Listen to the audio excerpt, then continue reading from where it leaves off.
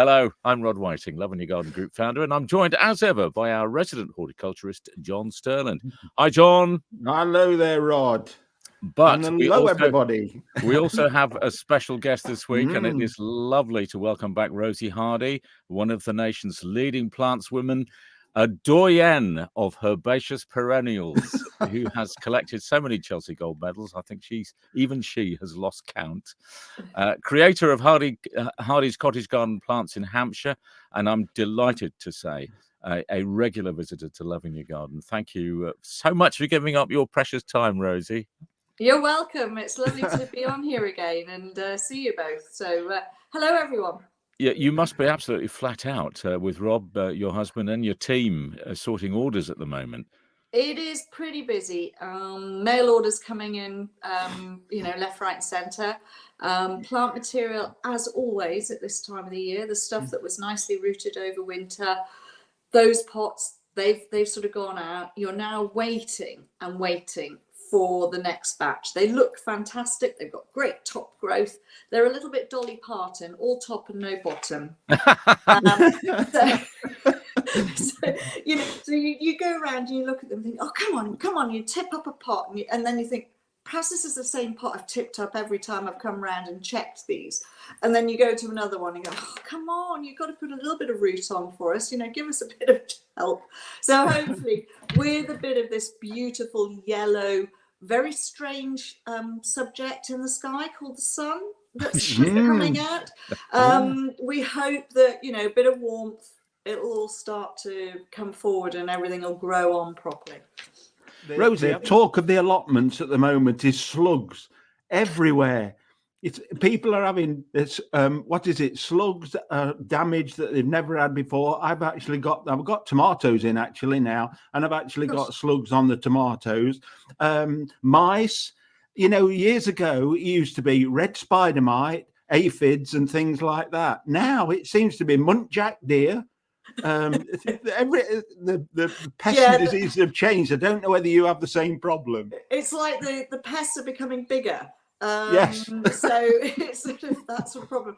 I think we're lucky to a certain degree here on the nursery. We're open land. We don't put anything down to kill stuff, but we've got loads of birds. We've got loads of voles. So things are eaten. We have got a very good population of tiger slugs, leopard slugs. So the ones which are carnivorous. So that's they're really good. We do find we have a lot of problem with the little tiny water snails because obviously when we do irrigate, and it has been wet, then those can be a problem. But the birds are all out and they're really busy gathering all sorts of things. And I think we've got a lot of blackbirds, a lot of thrushes, and they are really making quite an inroad into a lot of the pests that are there. Muntjac, we have fencing. All right. We would, the nursery would be devastated where we are. We're in Watership Down area, for heaven's sake. If it's not a bunny, it's a hare.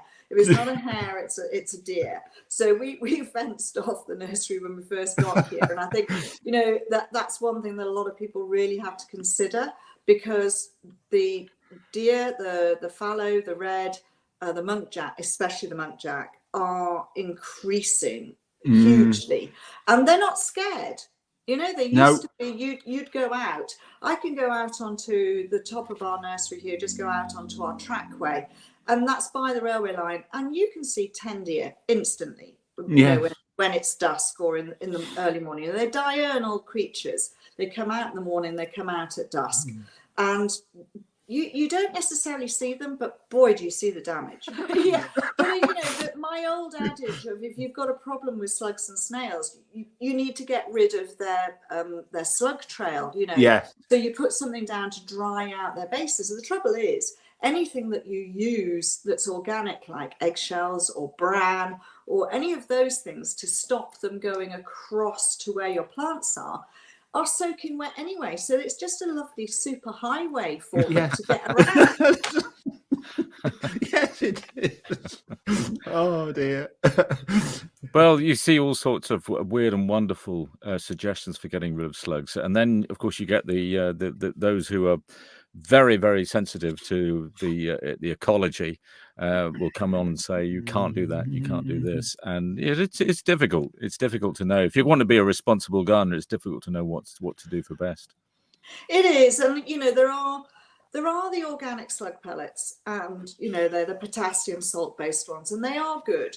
So, you've got to use them sensibly. And the thing is, they are bait. And this is what people don't understand. They think they put them down to kill them. Well, yes, they do. But what they do is they attract them to the pellets. So what you need to do is put them somewhere not next to your prize plant, because all you're doing is attracting them to your prize plant. Means that they can, before they die, they can kill your plant. So it's a twofold proposition. So I always say to people, if you can get a square long jar, and normally the best one is your mango chutney jars, those lovely long ones. But I say square because it means that if you're on a surface that's slightly downhill, they're not going to roll off down the hill. And you can just put 4 or 5 pellets into the bottom. Use a teaspoon, put them into the bottom. They stay dry.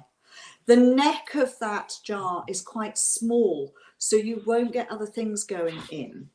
And basically what happens is you put it somewhere where things, the sort of darker corner, where there are the stones, where they're hiding. And they will go in and they will die in there, and then you can get rid of them. Once they've been killed, they're not actually poisonous to the birds or anything else. So they're still food for the birds. And, ducks and chickens love them. The other way is that you can collect them. You can go out at night with your head torch on if you're really that sad. Some people find it therapy, maybe. Yeah. And I understand it, they don't want to kill them, but at the end of the day, what they're doing is put them into a bucket, go off. If you've got a local duck pond, throw them at the duck pond, no problem at all. Just be aware though that they do travel quite a long way back to where they came from. They know the scent of the food that they like, and they know where they come from, so they will actually travel a long way. Like mice do the same, don't they? Oh, absolutely. They do, yeah. And we've had terrible problems. Fritillaria's got none left. We grow them in containers. We have them in our boxes to keep them for propagating on. No way. Little mouse holes all over the place. They took the whole lot out. And, it's just it's soul destroying when you see it. And you sort of think, we were doing so well just keeping them at bay, but not this year. Right. Well, let's talk about, for a start, for the benefit of people who are not au fait with herbaceous perennials, can we just define a herbaceous perennial? Okay, so herbaceous perennial is a plant that will live more than 2 years, so 3 years plus. That's the perennial bit. The herbaceous bit is that it comes into foliage, up into flower, may seed, then dies back down and goes dormant through the winter months. So it disappears below ground level and you don't see it. And that's it in a nutshell. I can't remember so let's talk about, spring is such an important time, isn't it, for herbaceous perennials? Can we talk about what we need to be doing now? Yeah, so a lot of the plant material, and if you have been very good, you have waited until the spring to do the spring cleaning on your herbaceous perennials. So in fact, I've just been out this morning and I've been taking the dead stems, the dead material off herbaceous perennials in my gravel garden, because I'd left them there to be architectural, to protect the crowns, and now the crowns are coming through, beautiful new shoots showing, and I've been out there. You don't need a pair of snips if you leave it till now. It all snaps off and comes off, really easy to do. So that's one thing you should be doing, looking at that. If you're a cold garden and you can see your perennials coming through now, actively growing, you can lift and divide the later summer flowering ones now, and that is a really good thing to be doing. So your Michaelmas daisies, Cynthia trichums, will all be starting to sprout. You can see where they are, you can see how big they are, how congested the plants are, lift them up, divide them, move them on. We are now getting warmer nights. We are just about getting into double figures at night time, so it will start to be warmer. The soil is moist. Surprise, surprise. And it will warm up quickly. So this is the time to be lifting those things and moving them around. And be aware of weeds. If you see a weed, take it out. It is so much better to take it out when you see it than go, oh, I'll get that a bit later. Because if you do it a bit later, it's about 2 months down the line and it has got huge. So always get them when they're small. And the other thing I'm sort of would like to say on the weeding front is try and get a lot of your weeding done in the spring. Get it done, get it out, and then don't worry about weeding in the summer months when soil can be getting drier. If you see a weed then, cut it off so that it doesn't seed. Don't pull it up, because what happens is if you pull it up when you've got drier soil, you let that evaporate any moisture that's held underneath the actual crust of the soil. So weeding in the summer, I am now saying to people, don't weed, cut off, cut down to ground level. Yeah, the trouble is for us amateurs, is making sure that what you're taking out is actually a weed and not one of your precious frilly knickers or whatever it may be. Well, usually the weed seedlings are coming up now. You'll see big cotyledons, so that you'll see the seed leaves and you'll see the shoots of the new weeds coming out. And it's pretty obvious when they're weeds. And dandelions are pretty obvious. They're probably flat. Well, I actually taken some out myself now because they're flowering. I don't like to take them all out because I do like them there for the pollinators. But you have to thin them out a bit. Otherwise, it's a little bit sad having a complete dandelion gravel garden. Can I ask you about when Rod and myself talked about this the other day about staking and things? Often people leave things, they fall over, and then they fasten them up to a piece of cane, and they never go straight again, do they? Or you end up with 290 degrees. How? I know when I was at apprenticeship, all herbaceous grew to 6 feet, and everything had to be. A lot of the modern breeding has made things smaller, hasn't it? It has. Yeah. But so when would you start training? Well, I think what you need to do is you need to remember, if you've taken pictures over the year, you know what you've got in your gardens, what gets tall. Yeah. Some of the taller stuff will already be coming up, and some of that is the autumn flowering stuff. And you really need to be thinking about, as soon as you can, getting some form of framework caning, whatever you do, to stake the plants at the back of the border so that they can grow up through it and grow up with the caning being there. So these metal ones which you can interlink, which you put in at a lower height, and then they go up a height, and then they go up a height, they're actually quite useful to use. The good old-fashioned way of using willow or birch or hazel to make nice sort of areas around your big shrubs. And it's not just in a circle around, you need to crisscross as well, so that you've got a framework there for the plant to go up through, and that will help far more. And if you start at somewhere around about 1 foot to 18 inches, so 30 to 45 centimeters with your first layer, and as the plant material goes up, you can add another layer to the top of that just to help and weave it through so that the plants go through. And if you use hazel, willow or birch, you find you can't see it. Yes. It goes, once the plant material grows up through it, you don't actually it doesn't detract from what's in there. Yeah. And I think the sooner you can get that going, the better.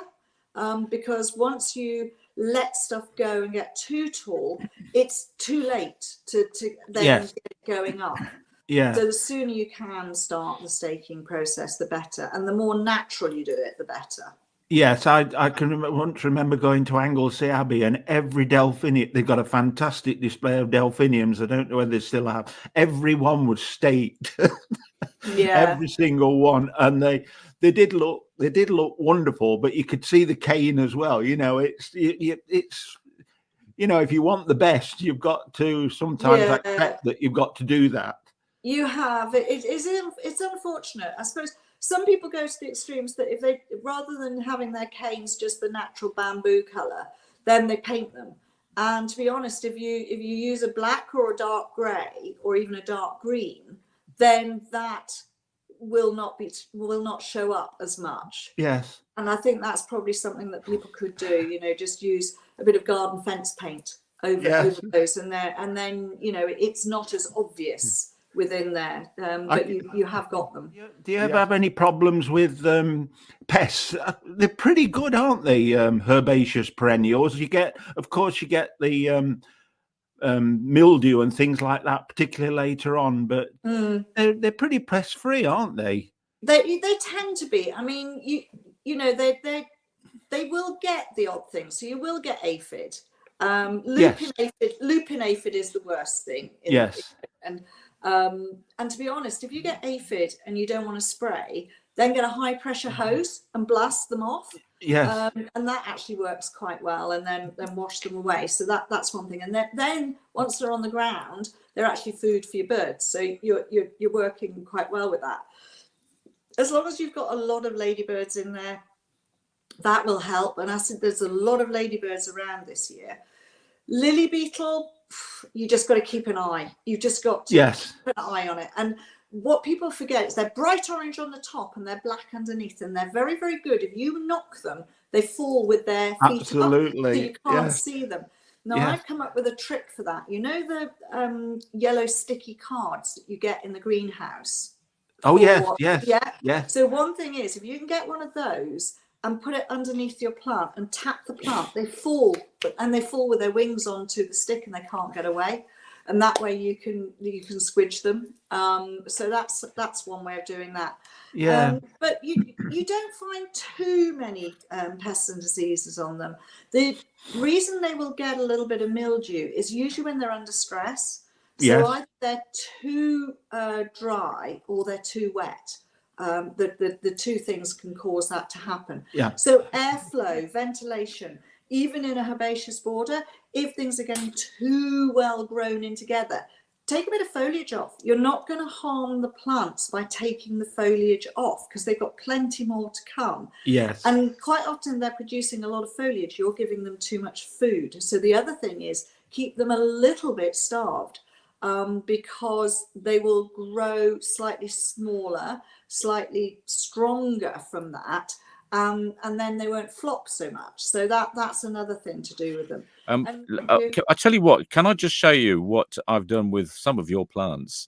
And I created a herbaceous border, and I've got from my standards, I'm really, really happy to have. Can you actually see these? I don't know whether you can. Oh, see wow! Oh, oops. Let me go back. Sorry.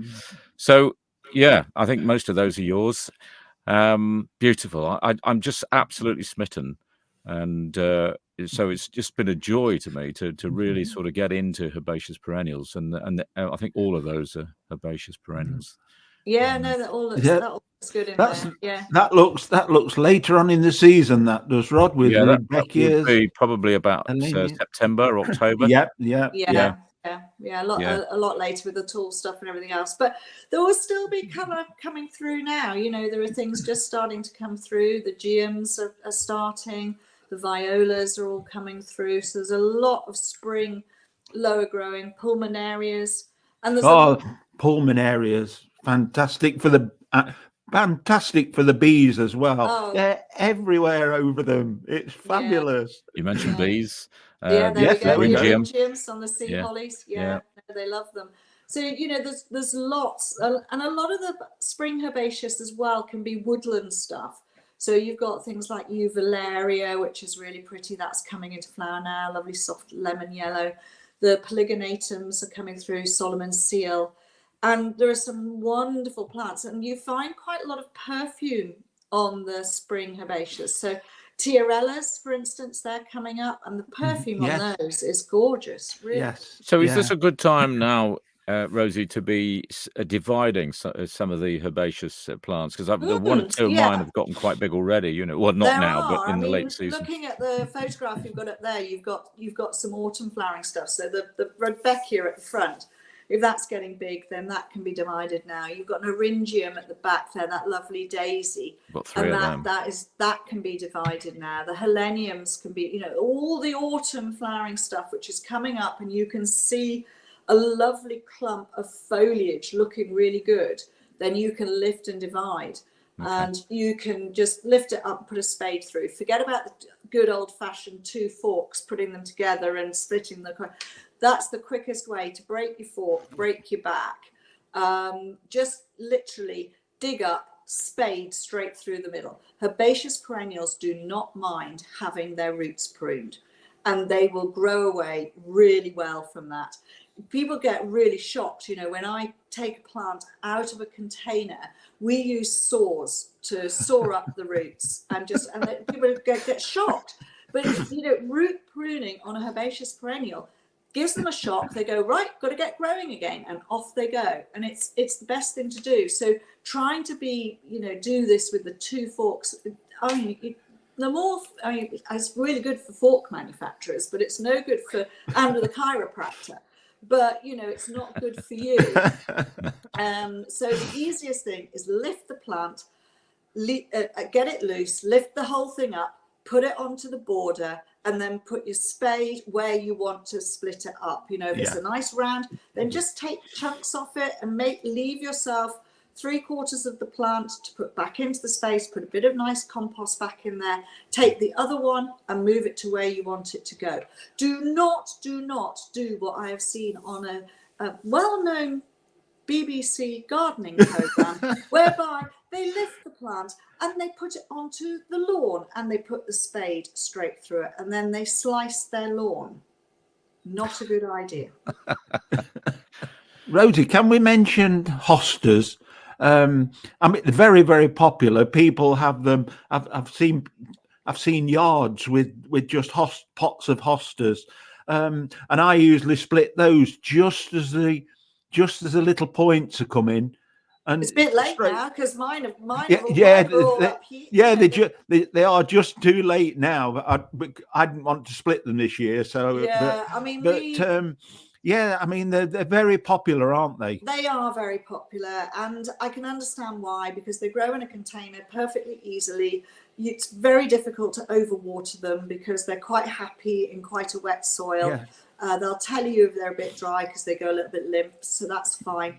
Yes, they are slug and snail fodder, but if you've got them in a container, you've got gravel on there, you can use the copper rings, all that. So it's quite easy to get the slugs and snails off. You need to repot them. They do need repotting at least once a year.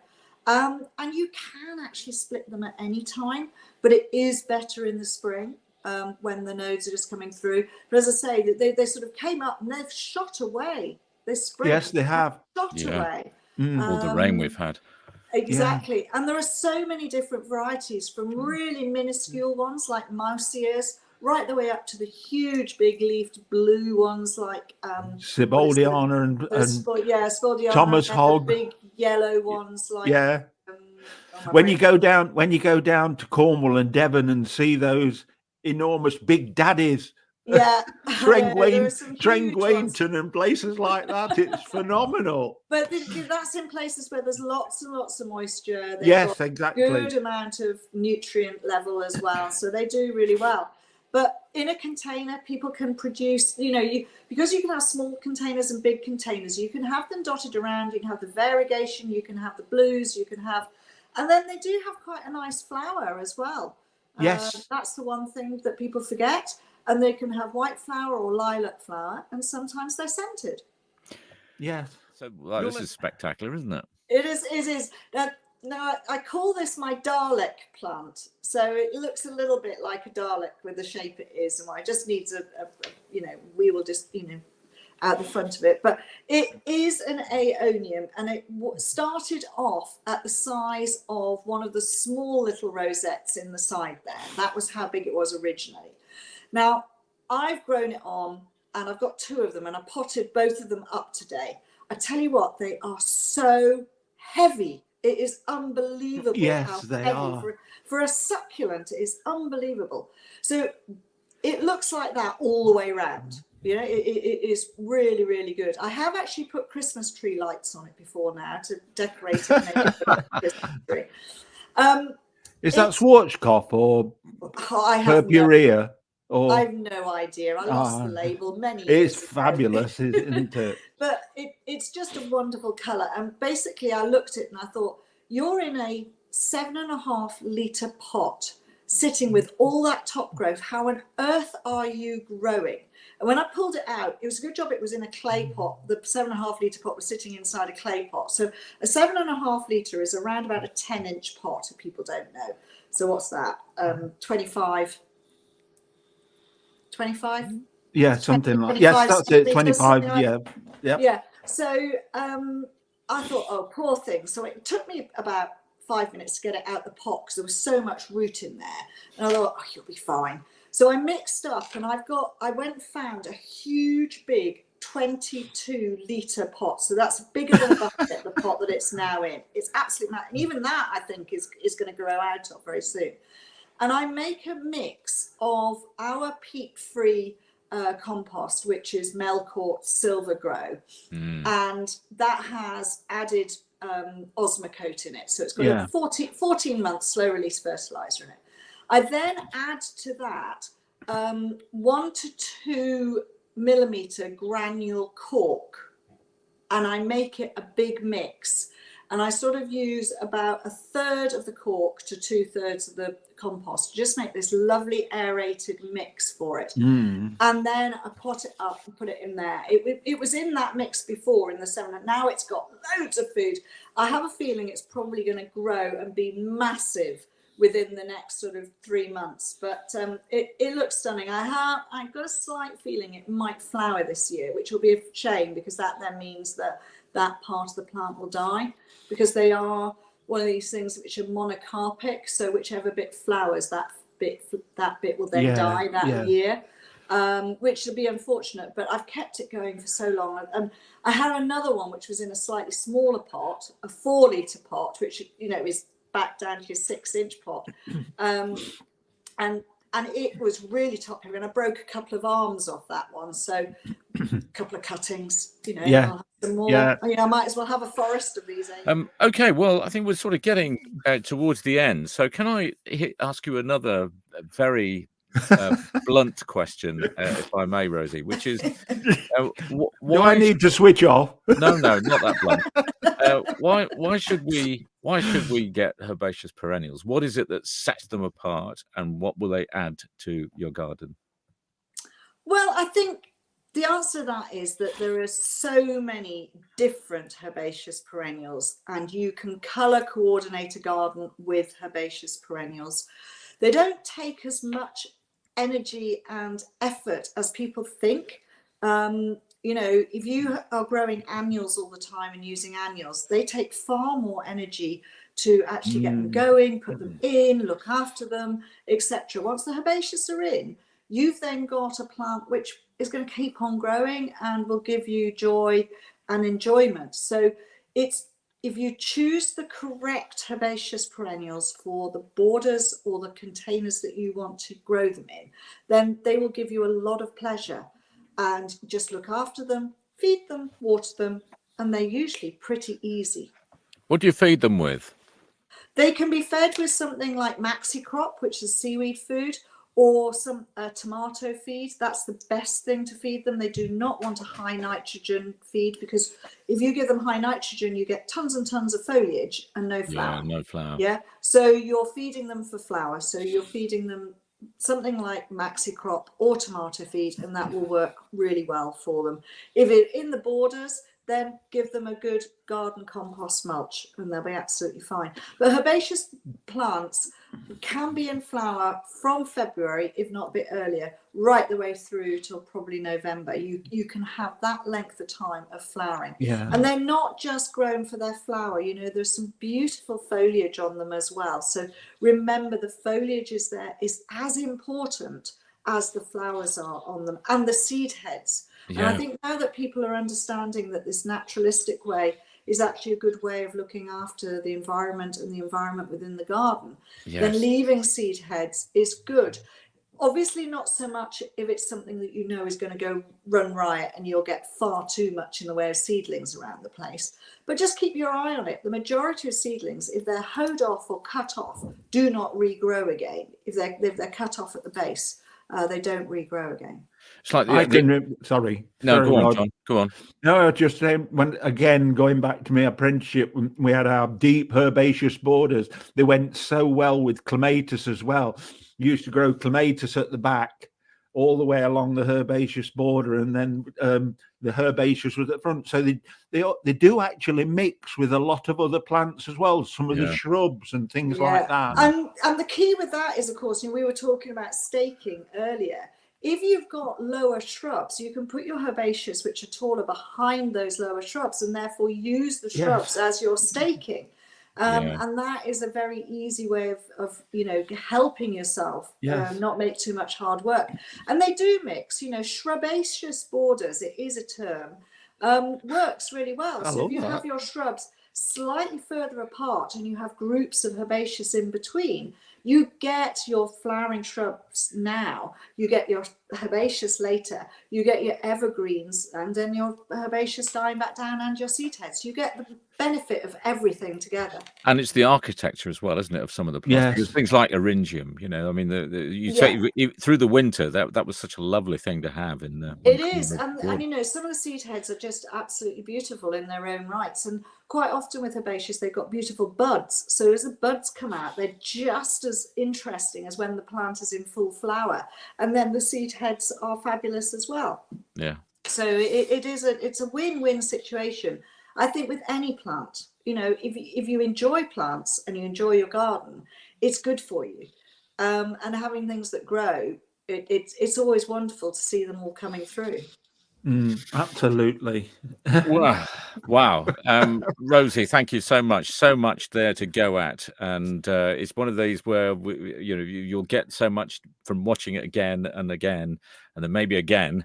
And there'll be something for you each time. And that's the joy of spending so much time with someone like yourself. So thank you so much for your time, Rosie, and to you, John. I end up not thanking you a lot of the time, and it's you're great all to have your right. company, John. As well. Familiarity breeds contempt. Don't you worry, Ron. I don't mind one iota. Thank you so much for all your time, and thank you for watching and listening to Loving Your Garden, Better Gardening podcast. And just a reminder, our Facebook group is open to all, and do have a look. Lots of inspirational photographs on there of some wonderful gardens. And a warm welcome, by the way, to our something like 30,000 new members since the last podcast that we did. Incredible. We're so busy at this time of year. But thank you once again, and happy gardening. Talk again soon. Yeah. Bye, Cheers. folks. Bye all. Bye.